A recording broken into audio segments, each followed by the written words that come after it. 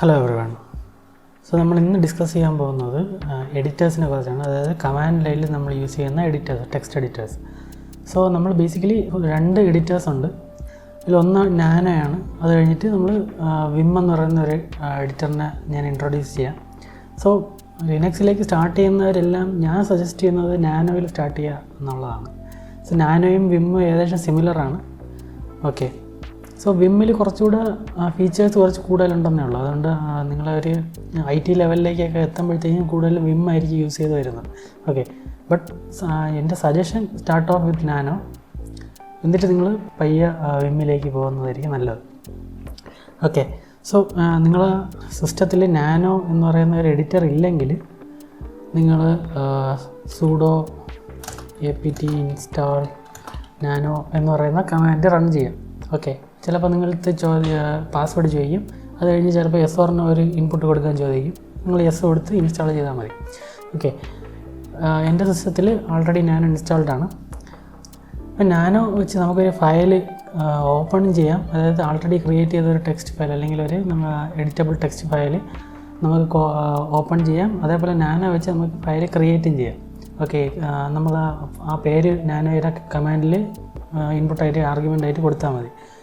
Okay, നമ്മൾ ഇതുവരെ നമ്മുടെ ഫയൽ എങ്ങനെയൊക്കെ ക്രിയേറ്റ് ചെയ്തു? ഒന്ന് ഔട്ട്പുട്ട് സ്ട്രീം റീഡയറക്റ്റ് ചെയ്ത് ക്രിയേറ്റ് ചെയ്തു. പിന്നെ ടച്ച് എന്ന് പറയുന്ന കമാൻഡ് ഉപയോഗിച്ച് നമ്മൾ ഫയൽ ക്രിയേറ്റ് ചെയ്തു.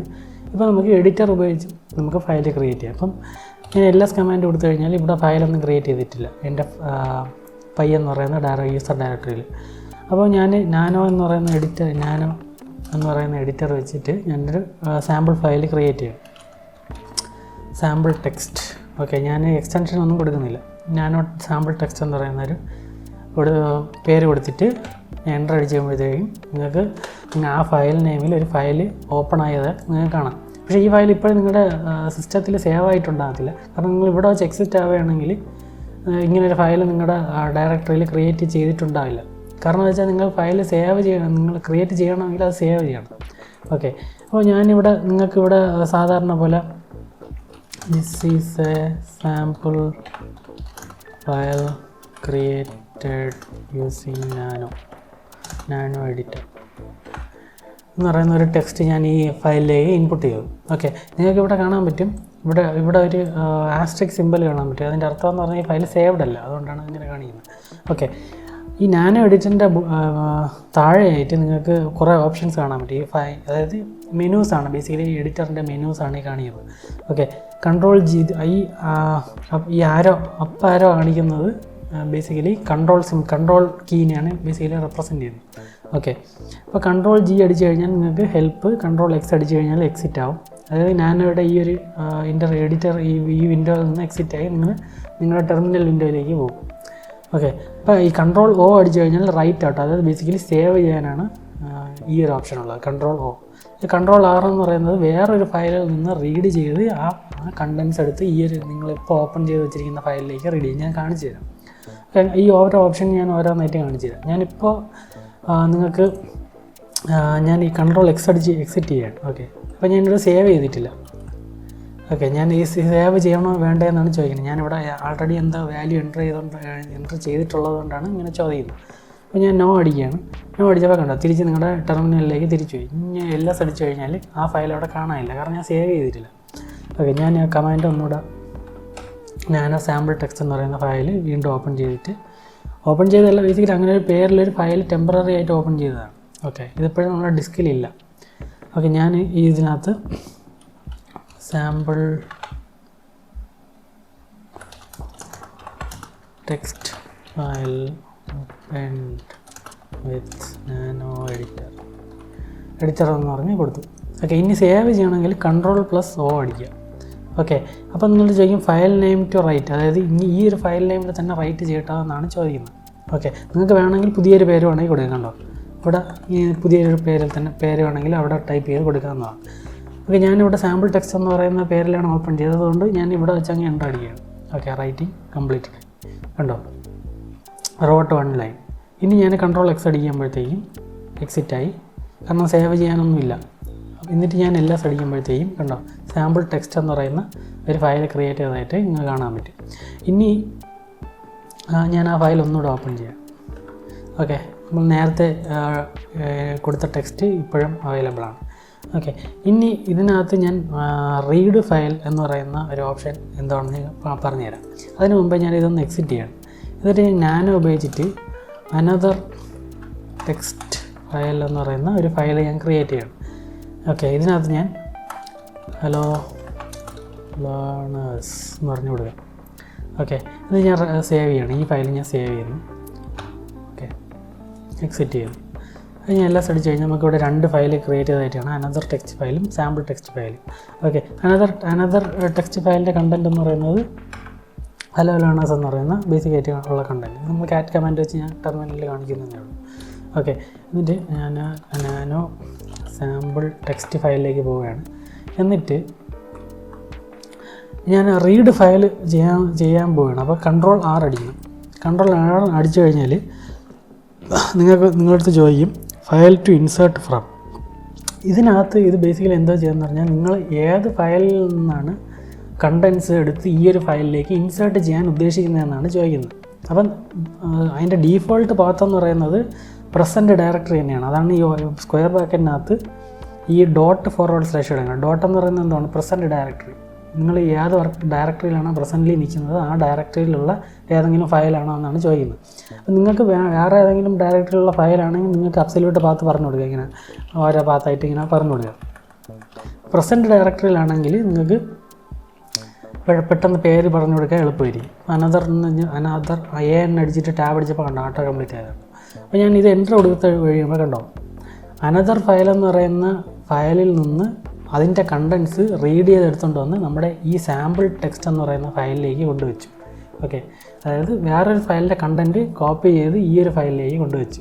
ഇതാണ് ബേസിക്കലി റീഡ് ഫയൽ ചെയ്യുന്നത്. ഓക്കെ, ഞാൻ ഇത് ഒന്ന് സേവ് ചെയ്യണം. Control sample text. ഓക്കെ, എന്നിട്ട് ഇനി അടുത്ത ഓപ്ഷൻ എന്ന് പറയുന്നത് വേർ ഈസ് എന്ന് പറയുന്ന ഓപ്ഷനാണ്. ഓക്കെ, വേർ ഈസ് അതായത് ബേസിക്കലി ഇത് സെർച്ച് ചെയ്യാൻ വേണ്ടിയിട്ടാണ് ഉള്ള ഓപ്ഷനാണ്. അപ്പോൾ നിങ്ങൾ കൺട്രോൾ W അടിച്ച് കഴിയുമ്പോഴത്തേക്കും നിങ്ങൾക്ക് പുതിയ കുറേ ഓപ്ഷൻസ് വരും. അതായത് M-, -R, M-C, M-B, control R, control P, control അങ്ങനെ കുറേ ഓപ്ഷൻസ് നിങ്ങൾക്ക് ഉണ്ടാകും. ഇതിൽ M- എന്ന് പറയുന്ന ഓപ്ഷൻ ബേസിക്കലി M അടിക്കണമെന്നല്ല, അല്ലാതെ M-C എന്നുള്ള ഓപ്ഷനുമല്ല. M- എന്ന് പറയുന്നത് ബേസിക്കലി നിങ്ങളുടെ ആൾട്ട് കീനെ റെപ്രസെൻ്റ് ചെയ്യുന്നതാണ്. ഓക്കെ, അത് ആൾട്ട് C അടിച്ചു കഴിഞ്ഞാൽ നിങ്ങൾക്ക് കേസ് സെൻസിറ്റീവായിട്ട് സെർച്ച് ചെയ്യാൻ പറ്റും.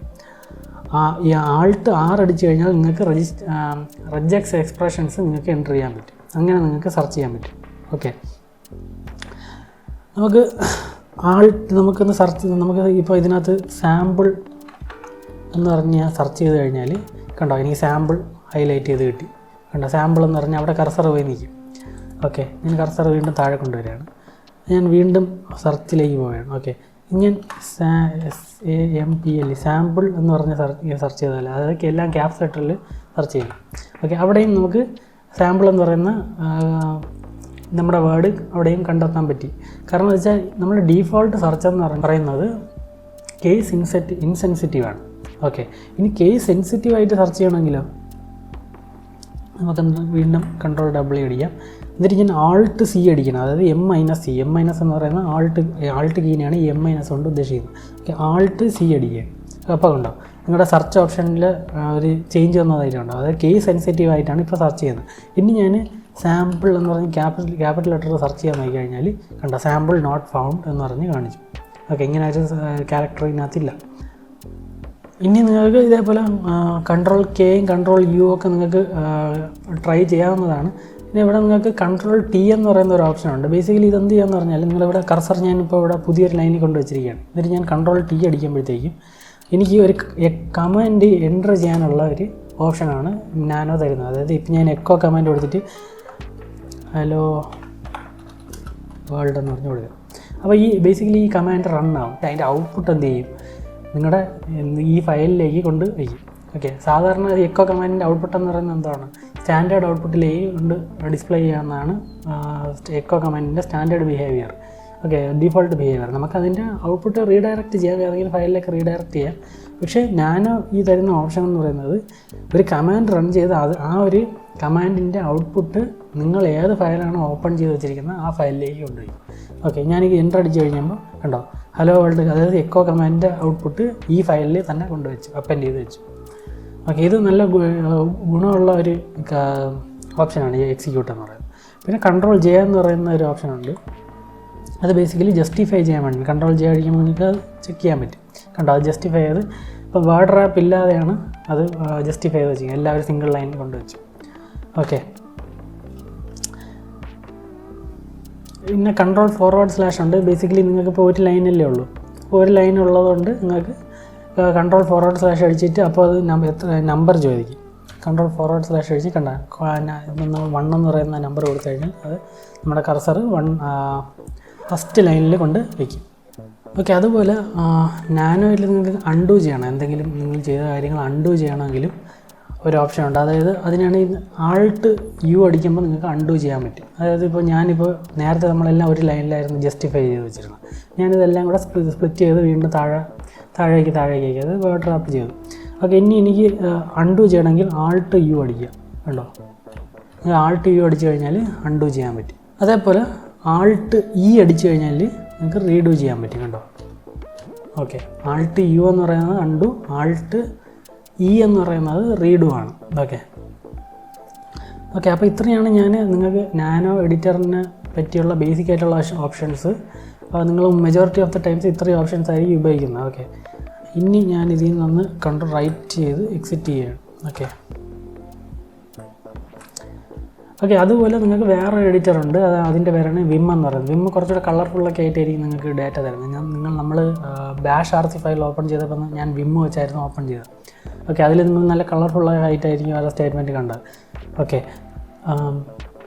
അപ്പോൾ വിം നിങ്ങൾ by default most of the Linux സിസ്റ്റത്തിൽ ഇൻസ്റ്റാൾഡ് ആയിരിക്കത്തില്ല. അപ്പോൾ നിങ്ങൾക്ക് ഇൻസ്റ്റാൾ ചെയ്യാൻ വേണ്ടി sudo apt install vim എന്ന് പറയുന്ന കമാൻഡ് റൺ ചെയ്ത് ഇൻസ്റ്റാൾ ചെയ്യാവുന്നതാണ്.